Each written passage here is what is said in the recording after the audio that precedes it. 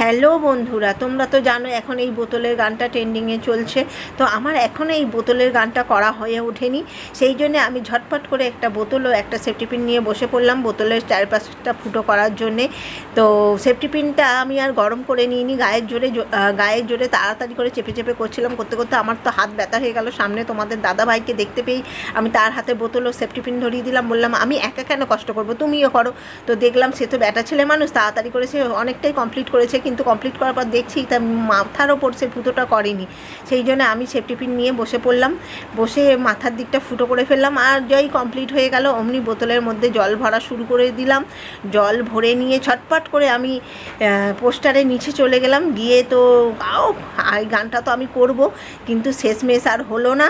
তা না হওয়াতে মনটা খারাপ করে দিয়ে আবার একটা নতুন বোতল নিয়ে বসে গেলাম। ততক্ষণ আমি ওই বোতলটা ফুটো করতে থাকি। তোমরা আমার মিনি ব্লগসে সাবস্ক্রাইব করে দাও।